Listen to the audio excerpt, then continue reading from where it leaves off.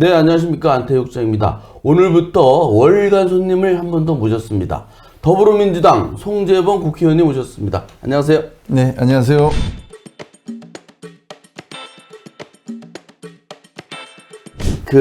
아주 요새 국회 본회의도 많고 일정도 많으신데도 이렇게 인터뷰 응해 주셔서 감사드리고요. 불러주셔서 고맙습니다. 한 달에 한 번씩 네. 꼭 좀 시간 내주시고 네.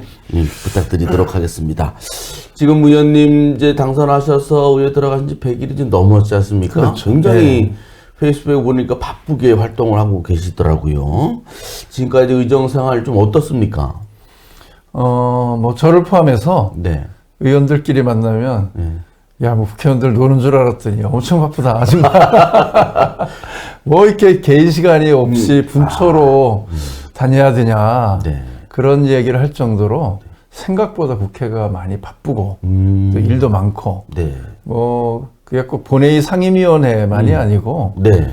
그 새벽에 공부 모임부터 시작해서 각종 그 부처를 포함해서 또 그 민원인들 또 접견해야 되고 그분 의견도 들어야 되고 또 그 당 내에 또 여러 가지 또 활동 조직위원회가 있으니까 네. 그 회의도 참석해야 되고 또 지역구도 또 열심히 와야 되고 네. 예, 좀 바쁩니다. 상당히 이제 부르는 데도 많고 해야 할 네. 일이 많군요. 네. 의원님은 상임위원회가 어디죠? 제가 좀 길어서 네. 산업통상자원 중소벤처기업위원회. 산업통상자원 중소벤처기업위원회 네. 경제 관련된 건 거의 다 하신다고 그렇죠. 보면 되겠네요. 산업 분야, 통상 분야, 자원 분야, 네. 중소기업, 특허청 여기까지가 이제 저희 소관 상임위. 그러면은 오창하고 청원구가 지역구니까 네. 그쪽이 우리 충북의 산업 곡창지대인데 그렇죠. 의원님께서 중추적인 역할을 해주셔야 되겠습니다. 예, 그렇죠. 그리고 최근에도 그래서 분야별로 얼마 전에는 그 반도체 관련 소부장 기업들과 정책 간담회를 했고, 네. 지난 엊그제죠. 네.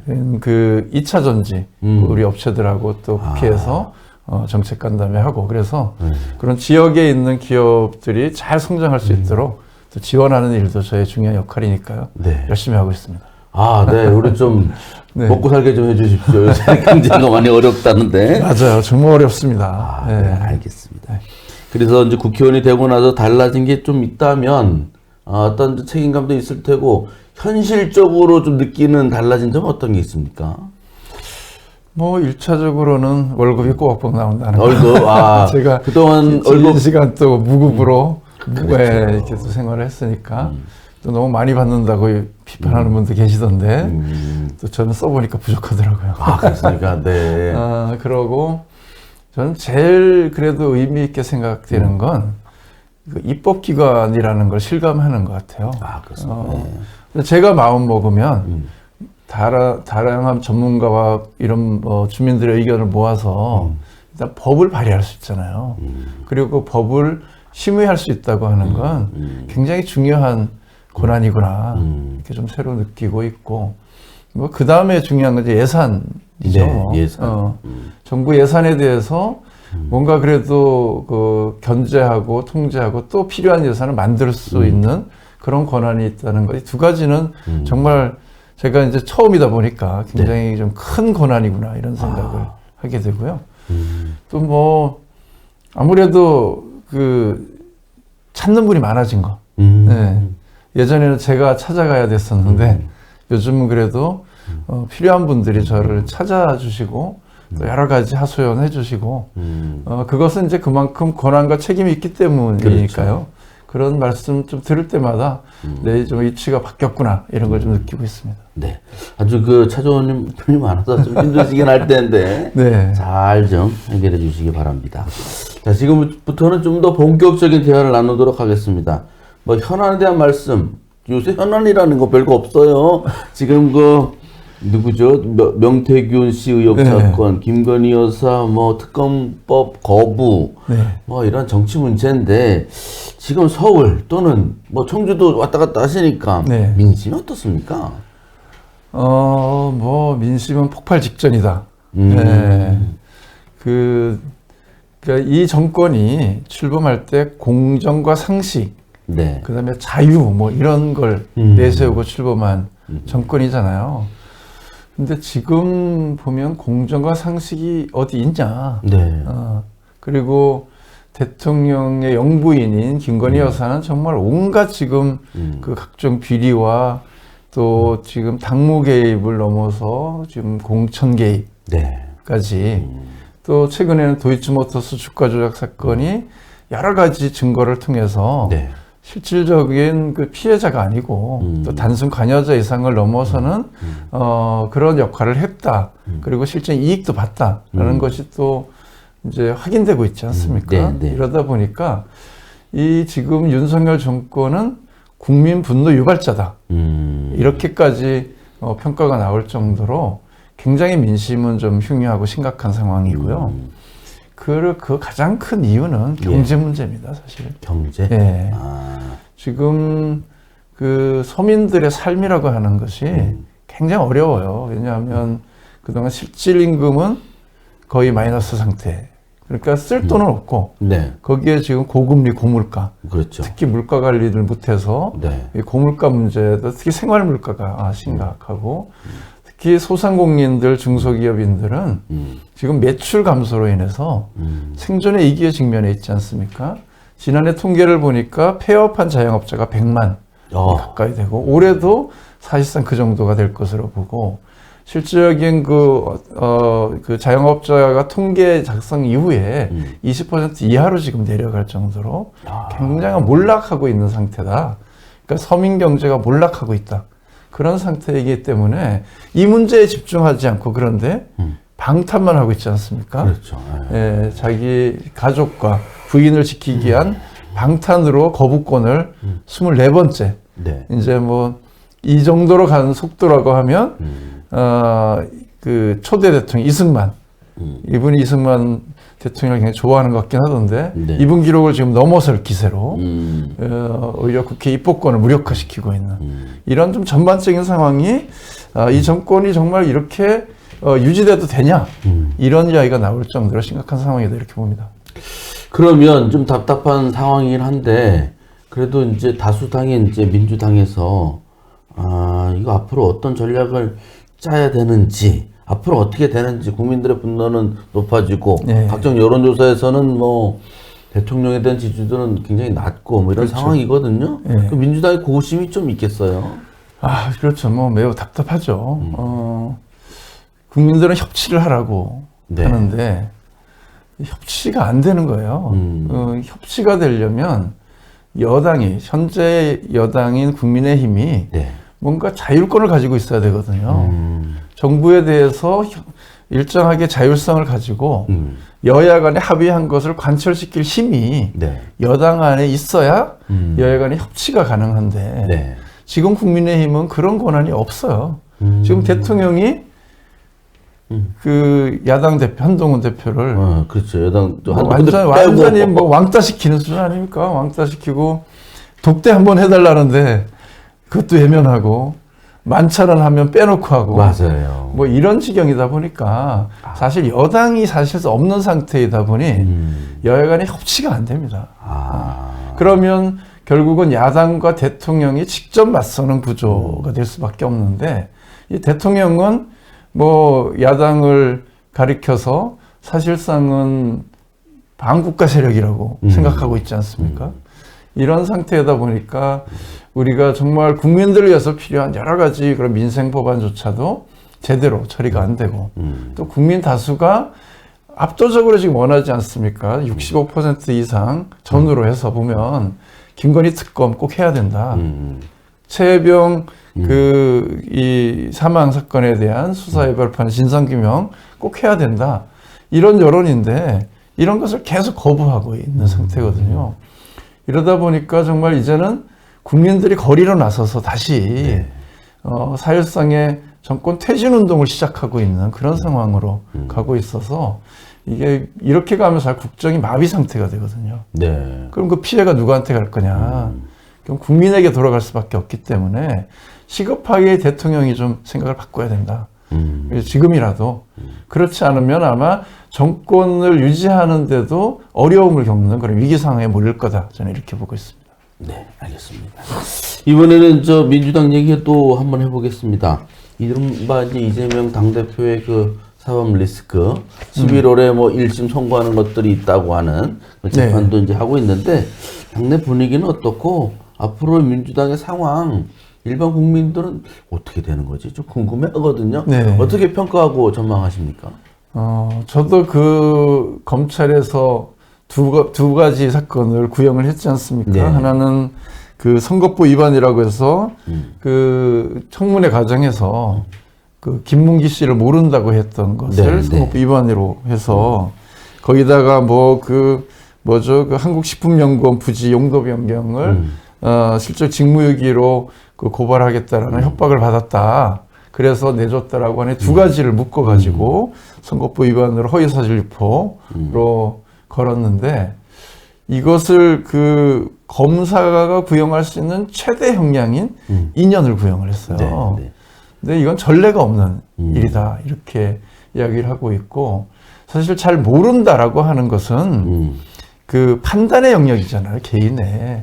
그러니까 이게 심리적 판단의 영역을 과연 사법적 판단으로 그것을 단죄할 수 있냐라고 하는 것은 굉장히 논란도 있고 지금까지 이런 정도의 문제를 가지고 기소한 전례도 없는 네. 그런 사건이다 이렇게 보는데 이것을 가지고 마치 완전히 보복하듯이 정치 보복하듯이 최고 형량을 구형하는 걸 보면서 이 검찰이 정말 최소한의 어떤 공정이라고 하는 가치를 지키려고 하는 의지가 있는가. 오히려 야당 대표에 대한 그야말로 그 범죄 혐의 덧씌우기 이런 어떤 시각에서 보는 것 아니냐. 왜냐하면 국민들이 볼 때는 이게 구형과 선고 구분이 잘 안 됩니다. 안 됩니다. 그래서 맞아요. 2년이라 하면 엄청 큰 죄를 지은 걸로 이렇게 오해를 하게 만들고 있고 그 우리 당내의 뭐 법조인들 얘기를 들어보면 이런 정도 사건의 최대치가 지금 보면 한 6개월 전후 정도도 많다 과하다 이렇게 하는데 이런 엄청난 구형을 하고 있고요. 또 한 가지는 뭐 그 뭐죠 그 이중교사 혐의. 예. 이것도 녹취록을 그 다 들어보면 상당히 애매한 영역이 많습니다. 특히 뭐 그 이재명 대표가 그때 주장했던 중요한 내용은 보면 사실대로 말해달라 이거거든요. 사실대로 들은 대로 말해달라라는 걸 12번이나 반복해서 그 녹취록에 나오는데 그러니까 이런 내용을 전체적으로 종합적으로 하지 않고 부분 검찰에 유리한 데만 짜집기 발췌를 해서 이것을 또 법정으로 할 수 있는 최대 형량인 이것도 3년을 맞아요. 예. 그러니까 이러한 행태는 검찰이 어떤 그 법의 어떤 법치를 지키려고 하는 최소한의 그런 생각이 지금 사라지고 이 정권을 지키는 호위병 역할에 충실한 그런 충견 역할을 하는 것 아니냐 이런 비판을 할 수밖에 없죠. 그래서 당내에서 보면 이번 사건은 굉장히 정치적 기소고 조작 기소고 그리고 야당 대표에 대한 탄압을 넘은 그 패배자에 대한 부관 참시를 지금 하고 있다. 이렇게 보고 있기 때문에 설령 이번 판결이 저희들은 뭐 무죄가 날 것이다 이렇게들 생각을 하고 있습니다만은 만약에 유죄가 난다 해도 이제 당내에 미칠 영향은 거의 없다. 왜냐하면 이미 그 문제에 대해서는 또 사실관계에 대해서 대부분의 국민들이 내용을 소상히 알고 있고 또 당내에서도 충분히 그 내용을 공유하고 있기 때문에 이 판결 결과가 당내에 어떤 영향을 미칠 일은 없을 것이다 이렇게 봅니다. 네, 알겠습니다. 자, 명쾌하게 답변을 해주셔서 고맙습니다. 이번엔 지역 사정 같이 알아보도록 하겠습니다. 이제 특별한 인연이죠. 김수민 정무부지사 만나보셨습니까? 예, 만났습니다. 같이 선거 때 경쟁도 하고 네. 또 국회의원과 정무부지사로 만나고 해서 인연이 남다른데 어떻게 잘 하고 있나요? 평가하실 만하거나 아직 뭐 임기가 시작된 지 얼마 안 되니까. 네, 뭐 아직은 실제 일을 가지고 뭐 이렇게 이제 만나서 협의하지는 못했고. 네. 공식적으로는 저희 사무실에 2번인가 오셨었고요. 그래서 네. 뭐 인사하고 가시고 굉장히 어려운 숙제도 주고 가셨는데 공항 활성화 관련된 그런 좀 대책도 들고 오셔서 같이 좀 상의를 잠시 했고요. 그리고 도의 예산정책협의회를 할 때 이제 같이 또 참석을 해서 의견을 좀 나누기도 하고 그래서 앞으로는 이제 총선 때는 서로 이게 이겨야 될 경쟁자로 그랬죠. 만났는데 지금은 이제 충북 발전을 위한 그 파트너로 역할을 해야 되는 관계로 새롭게 만났으니까 그 관계에 맞게 충실해야 되겠다 이렇게 생각을 하고요. 네. 또 워낙에 성격이 활달하고 적극적이잖아요. 네. 네. 그래서 저는 뭐 잘 하실 거다 이렇게 생각을 하는데 한 가지만 주문을 하면 그 지금 그 우리 김영환 지사의 네. 그 도정 수행에 대한 평가가 썩 좋지는 않지 않습니까? 뭐 광역단체 평가를 해보면 늘 하위권에 있어서 그 이름이 잘 안 나오잖아요. 안 나오죠. 네. 그래서 그런 좀 이미지 개선용이라는 그런 인식을 받지 않았으면 좋겠다. 좀 그 도정이 새롭게 좀 변화하고 혁신하고 또 도민과 제대로 소통하는 그런 좀 창구 역할을 제대로 해서 도지사의 잘못에 대해서는 좀 과감하게 직언도 하는 정치인 출신이니까 좀 그런 역할이 좀 잘 보여주면 좋겠다 이런 기대도 해봅니다. 그 저기 누구죠? 제가 들은 얘기인데 노동영 정무수석 내정자 네. 아니 되옵니다라고 얘기했답니다. 저 김수민 부지사가. 왜 받았어야죠? 그렇게 그래서 아니 네? 된다 해서 공교롭게 안 됐더라고요. 아니 그건 협치의 그 상징으로 아하. 지사가 그 받으려고 했는데 그건 반대하면 안 되는 거 아닙니까? 아 그렇습니까? 제가 이제 궁금한 게 하나 있네요. 그 네. 중부내륙 특별법 개정안에 네. 관련해서 네. 의원님은 반대 입장이다 이렇게 알려져 있거든요. 실제로 그렇습니까? 제가 신중한 입장을 폈었죠. 왜냐하면 그 법이 통과되자마자 시행도 하기 전에 일단 개정안부터 먼저 얘기하는 것이 과연 관련 부처를 제대로 설득할 수 있겠느냐. 그래서 이 실효성을 확보하기 어려운 그런 정치적인 입법이 되면 안 된다. 그런 차원에서 이제 제가 좀 부정적 의견을 이야기를 했었던 거고요. 네. 근데 제가 이제 국회에 가서 여러 가지 또 그 도에서 와서 하는 설명을 들어보니까 또 그 우리 지역의 주요한 또 이제 현안 사업들을 해결할 수 있는 그런 또 내용을 추가로 이제 포함한 면도 있고 또 한 가지는 이 특별법의 전성시대입니다, 지금. 그렇죠. 제주부터 시작해서 네. 강원 전북 특별자치도법이 통과가 됐고 맞아요. 최근에 전남 특별자치도법이 또 발의가 됐고 또 최근에는 강원도 전북은 다시 또 개정안이 발의가 되는데 아 그래.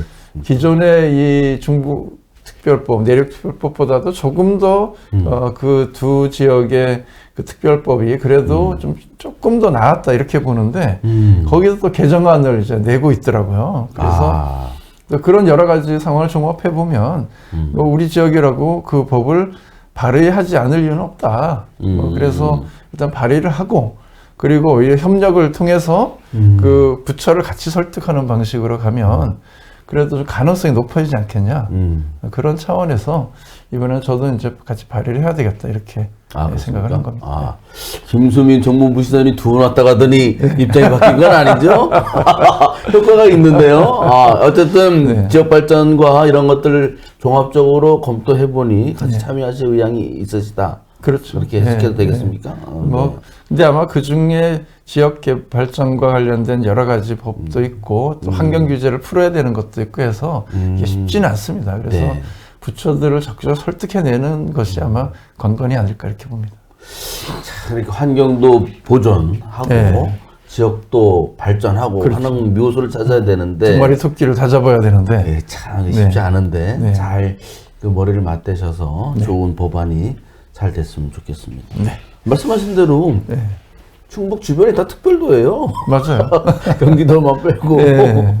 그래서 경기도는 이미 특별도고. 그러니까요. 충북도 아예 특별도를 하나 만드시는 법을 내는 건 어떻습니까? 그러니까 이게 사실 중부내륙 특별법이 여러 시도 시군이 예. 겹쳐 있다 보니까 예. 이게 누가 주인이냐 그런 또 이후에도 아마 그런 협의 채널을 운영하는 것도 좀 어려움이 있을 수 있어서 그런 방법도 좀 고민을 해봐야 됩니다, 사실. 근데 이미 또 법을 내놨기 때문에 그렇죠. 또 충북 특별법을 새로 낸다는 것이 또 중복 입법이라고 평가가 될 수밖에 없어서 첫 단추를 처음에 잘 꼈어야 되는데 그런 아쉬움은 좀 있습니다. 네.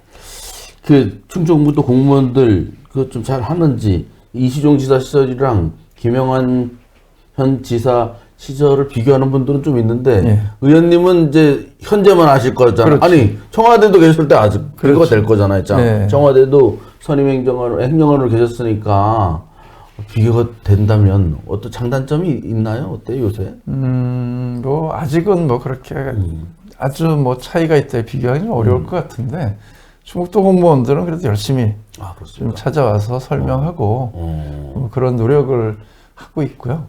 그런데 뭐 제가 청와대에 있을 때보다는 좀 덜 오는 것 같긴 한데 잘 모르겠어요. 그때는 훨씬 또 이주종 지사님이 워낙에 또 일과 관련돼서는 독려를 하시는 분이다 그렇죠. 보니까 뭐 그런 면이 있었는데 근데 이제 제가 조금 이제 아쉬움으로 느끼는 건 이 모든 일은 계획의 초기 단계부터 협의를 해야 되거든요. 네. 근데 막 진행하다가 이제 안 되면 찾아오는 일들이 많아요. 해달라. 네. 막 해달라고만 요구하는 거죠. 그렇죠. 본인들이 하고 싶은 일을 열심히 하다가 그것이 잘 안 되면 찾아와서 좀 이게 도와달라 이런 방식으로만 접근을 하면 사실 이미 시기를 놓친 경우도 생기게 되고 그리고 또 그 의원실에서도 보면 그 내용을 정확히 모르기 때문에 또 관련 부처하고도 초기 단계부터 같이 좀 우리가 이야기를 해야 그래서 예산 편성부터 쭉 좀 더 손쉽게 갈 수도 있는 네. 면이 있는데 그래서 협치라고 하는 건 뭐 초기부터 사실 같이 상의하는 거잖아요. 그러니까 뭐 올해는 이제 뭐 어쩔 수 없이 시간이 지나서 그런데 저는 내년부터라도 도가 계획하는 것들 또 뭐 청주시가 계획하는 것도 마찬가지죠. 좀 미리 와서 상의하면서 관련 부처를 같이 좀 이렇게 설득도 하고 또 뭐 필요하면 우리가 압력도 가하고 이렇게 좀 협동의 어떤 작전을 잘 펴야 안 그래도 좀 우리가 뭐 힘이 약하잖아요, 사실 네. 충분히. 그럴수록 더 협력이 긴밀하게 되면 그래도 더 큰 성과를 낼 수 있지 않겠는가 그런 생각을 하고 있습니다. 김영환 지사님한테 전화 좀 와요? 뭐 지사님이 하는 일은 없죠. 지사님 그 전화도 잘 안 받는다는 이범도 시장님한테 하지 말고 송재봉 의원님께 아침마다 일찍 일어나셨을 때 전화 또 하시고 하면은 협치가 또 잘 되고. 저한테 하면 제가 바로바로 받죠. 네, 바로 받으신답니다. 일찍 전화하실 거예요. 새벽 5시, 6시인데. 각오하셔야 됩니다. 자, 마지막으로 좋은 소식에 대해서 말씀을 나누겠습니다. 국회 1호 법안으로 대표 발의하셨던 네. 교육환경법이 국회를 통과했습니다. 네. 그래가지고 큰 변화가 있다고 하네요. 뭐 어떤 거죠? 예, 정말 제가 이게 민심과 함께하는 정치를 해야 되겠다. 그런 생각하면서 처음에 준비했던 다른 법안이 좀 있었는데, 이 교육환경 보호에 관한 법을 1호 법안으로 낸 이유는 그 율량동 지역에 그랜드 프라자 호텔에 외국인 전용 카지노가 그랬죠. 들어오는 문제가 생겼잖아요. 그런데 이것을 들여다보니까 법률상으로 제재할 수가 없는 거예요. 그런데 그런 환경 보호구역 내에는 여러 가지 유흥시설이라든가 또는 사행시설은 다양한 방식으로 통제할 수 있는 기준과 근거들이 다 있는데 훨씬 더 큰 대형 도박 시설에 갈 수 있는 카지노가 빠져 있는 거예요. 그래서 이 카지노를 포함시킴으로 해서 앞으로는 학교의 어떤 이 상대 보호구역까지도, 그러니까 그 시설로부터 200m 거리 내에는 있는 학교가 있다고 하면 그 학교의 의견을 들어서 교육청에서 그 교육환경위원회를 통해서 이것을 심의할 수 있도록 하는 그런 내용이 이제 포함이 된 거죠. 그래서 이건 무조건 절대적으로 들어올 수 없다가 아니라 거기에서 주민들과 동의하고 학부모들이 동의한다고 하면 교육청에서 동의하는 절차를 거치면 들어올 수 있고 근데 거기서 반대하면 이제 들어올 수 없는 그래서 오히려 주민들의 어떤 그 참여와 의사결정권이 강화됐다 이렇게 보는 거죠. 그렇군요. 네. 아주 좋은 변화가 예상이 되네요. 네. 아주 그것 때문에 학부모, 주민들 상당히 걱정이 많았는데. 맞습니다. 협의하고 하면 안 될 건 안 되겠죠, 그죠? 그렇죠. 근데 지금 또 그 카지노 추진하는 업체가 청주를 상대로 지금 소송을 또 하고 있지 않습니까? 그래서 그 불필요한 좀 소송으로 인한 행정력 낭비도 또 줄일 수 있는 그런 면도 있지 않을까 싶습니다. 아주 큰일 하셨습니다. 혹시 대통령이 거부권 행사하는 거 아니에요? 이미 통과됐습니다. 거기서 다 받았습니까, 정부에서도? 이건 의결되는 즉시 공포가 돼 있고 그런 겁니까? 거부권 행사는 안 했기 때문에. 아유, 큰일 하셨습니다. 네, 오늘 월간 송재봉 첫 시간 나와주셔서 감사드리고 다음 달에 또 뵙겠습니다. 네, 알겠습니다. 네, 고맙습니다. 고맙습니다.